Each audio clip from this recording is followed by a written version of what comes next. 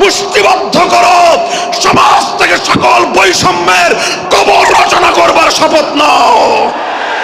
হে হতাশাগ্রস্ত জাতি, আসো আল কোরআনের কাছে, আমরা তোমাদেরকে মুক্তির বার্তা শোনাই, আমরা তোমাদেরকে সান্ত্বনার বাণী শোনাবো।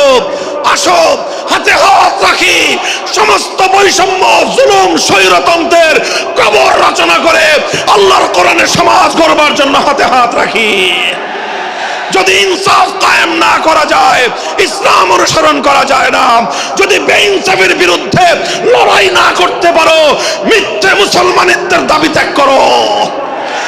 তুমি যদি ইনসাফের জন্য যুদ্ধ করতে না পারো, তুমি যদি বৈষম্যের বিরুদ্ধে লড়াই করার হিম্মত না রাখো, মুসলমানের মিথ্যা দাবি করা ভণ্ডামি ছাড়া কিছুই নয়। আর সর্বোপরি যদি একটি বৈষম্যহীন সমাজ গড়বার জন্য শাহাদাতের রক্ত দিতে হয়, আবু সাঈদদের মতো বৈষম্যের বিরুদ্ধে বুক পেতে দিয়ে জীবন দেওয়ার জন্য শপথ নিতে হবে। কোরআনে পাকের এক একটা আয়াত, কোরআনের এক একটা বিধান আল্লাহর জমিনে বাস্তবায়ন করার জন্য আমাদের জীবন যৌবনের বাজি লাগায় দিতে হবে, বাজি লাগায় দিতে হবে ইনশাআল্লাহ। ইনসাফ কায়েম করতে গিয়ে ছুরি যদি নিজের সন্তানের হাতের উপর দিয়ে যায়, সে হাত স্তব্ধ হয়ে যাবে না, সে হাত থমকে দাঁড়াতে পারবে না। যেখান দিয়ে ইনসাফ যাবে, সেখান দিয়ে ইনসাফকে চালিয়ে দিতে হবে। এই সমাজ, এই জমিন এখন বিপ্লবী চায়। সে বিপ্লব আব্রাহাম লিঙ্কনের আদর্শের বিপ্লব নয়, সে বিপ্লব কার্ল মার্কস, মাও সেতুং আর লেনিনদের বিপ্লব নয়। বাংলার মাটি আরেকটা বিপ্লব দেখতে চায়, সে বিপ্লব হবে আল কোরআনের বিপ্লব, সে বিপ্লব হবে ইসলামী সমাজ গঠনের বিপ্লব। সেই বিপ্লবের জন্য 2000 যুবক নয়, যদি 2 লক্ষ যুবকের তাজা বুকের শাহাদাতের রক্তের প্রয়োজন হয়, সে রক্ত দেওয়ার জন্য শহীদ ঈদগাহে কারা কারা জমায়েত হবে, কারা কারা জমায়েত হবে। এটা শুধু কথার কথা না, শপথ। এটা কথার কথা না, শপথ। এটা অঙ্গীকার। কার সাথে? কার সাথে? যেই অপরাধ করে মন্ত্রীর দুলাভাই ছাড়া পেয়েছে, যেই অপরাধ করার পরে এমপির শালার শাস্তি হয় নাই, যেই অপরাধ করার পরে শিল্পপতির বিচার হয় নাই, যেই অপরাধ করার কারণে রাজনৈতিক নেতার কোনো বিচার হয় নাই, একই অপরাধ দুর্বল, গরিব, অসহায় মানুষ করার পরে তার উপর আইনের শাসন 100 ভাগের জায়গায় 200 ভাগ বাস্তবায়ন করা হয়। আল্লাহ নবী বলেছেন, পৃথিবীতে ইসলাম এসেছে শুধুমাত্র ইবাদত, নামাজ, রোজার, হজ, যাকাতের বিধান বাস্তবায়নের জন্য নয়। ইসলাম দুনিয়াতে আগমন করেছে, তার আগমনের অন্যতম উদ্দেশ্য হলো সমস্ত বৈষম্য দূর করে, জুলুম আর বেইনসাফি দূর করে বিশ্ব সভ্যতায় ন্যায় এবং ইনসাফ কায়েম করা।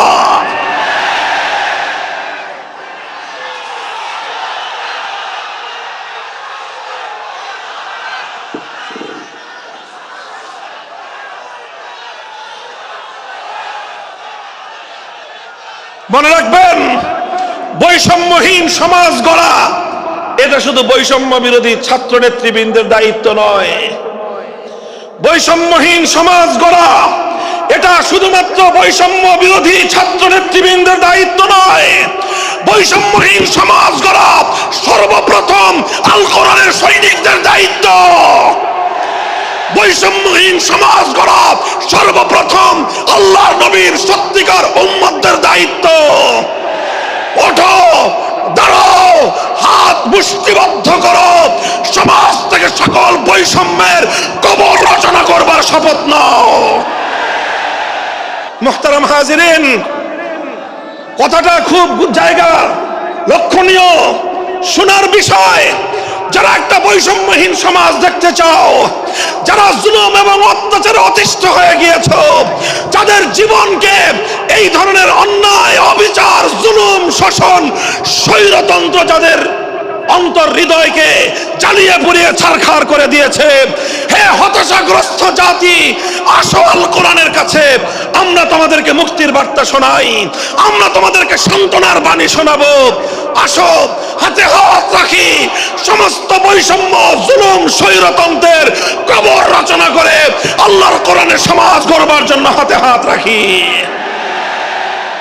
দেখেন আল্লাহ পাক রব্বুল আলামিন যুগে যুগে যত নবী রাসূল প্রেরণ করেছেন, যুগে যুগে যত আসমানি কিতাব আল্লাহর পক্ষ থেকে অবতীর্ণ হয়েছে, কেন হয়েছে? শুধুমাত্র মুসল্লিদের সমাজ গড়বার জন্য নয়, শুধুমাত্র রোজাদার সমাজ গড়ার জন্য নয়, অবশ্যই কোরআন এবং কিতাব নাজিল হয়েছে নামাজের জন্য, অবশ্যই কোরআন এবং কিতাব নাজিল হয়েছে রোজা হজ যাকাত সহ আল্লাহ পাকের যাবতীয় বিধান সমাজে বাস্তবায়ন করার জন্য। তবে একমাত্র এটাই উদ্দেশ্য নয়, বরং সমস্ত কিতাব সমস্ত নবী রাসূল দুনিয়াতে আগমন করার অন্যতম একটা মৌলিক লক্ষ্য। কোরআনে পাকের সূরাতুল হাদীদ থেকে তেলাওয়াত করেন, অর্থ বুঝেন, মর্ম বুঝার চেষ্টা করেন। লাকাদ আরসালনা রুসুলানা বিল বায়িনাতি ওয়াল হুদা ওয়া আনজালনা মাআহুমুল কিতাবা ওয়াল মিজান লিয়াকুমান নাসু বিল কিসত। আল্লাহ কোরআন বলছে যে আমি নবী রাসূল পাঠিয়েছি, আসমান থেকে যুগে যুগে কিতাব নাজিল করেছি। এই সব কিছুর অন্যতম একটা উদ্দেশ্য হলো লিয়াকুমান নাসু বিল কিসতি। কোরআন নাজিলের উদ্দেশ্য, নবী প্রেরণের উদ্দেশ্য, শরীয়ত প্রেরণের উদ্দেশ্য, ধর্ম প্রেরণের উদ্দেশ্য হলো, অন্যতম উদ্দেশ্য হলো লিয়াকুমান নাসু বিল কিসতি। মানব সমাজ থেকে অন্যায়, অবিচার, জুলুম, শোষণ দূরীভূত করে ন্যায় এবং ইনসাফ কায়েম করা, এটাই হলো ইসলামের অন্যতম মৌলিক লক্ষ্য। যদি ইনসাফ কায়েম না করা যায়, ইসলাম অনুসরণ করা যায় না। যদি বেইনসাফের বিরুদ্ধে লড়াই না করতে পারো, মিথ্যে মুসলমানিত্বের দাবি ত্যাগ করো। তুমি যদি ইনসাফের জন্য যুদ্ধ করতে না পারো, তুমি যদি বৈষম্যের বিরুদ্ধে লড়াই করার হিম্মত না রাখো, মুসলমানের মিথ্যা দাবি করা ভণ্ডামি ছাড়া কিছুই নয়।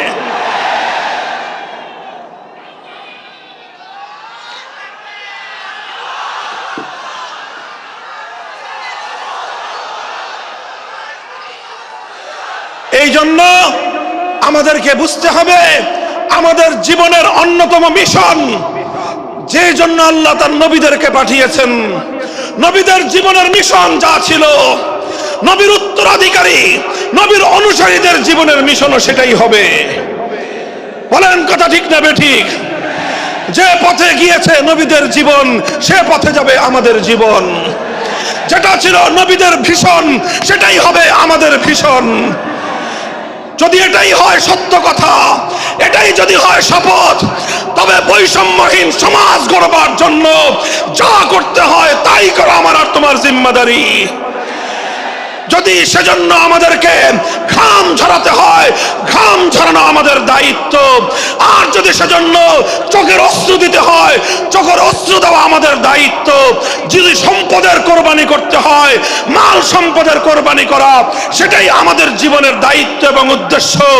আর সর্বোপরি যদি একটি বৈষম্যহীন সমাজ গড়বার জন্য শাহাদাতের রক্ত দিতে হয়, আবু সাঈদদের মতো বৈষম্যের বিরুদ্ধে বুক পেতে দিয়ে জীবন দেওয়ার জন্য শপথ নিতে হবে।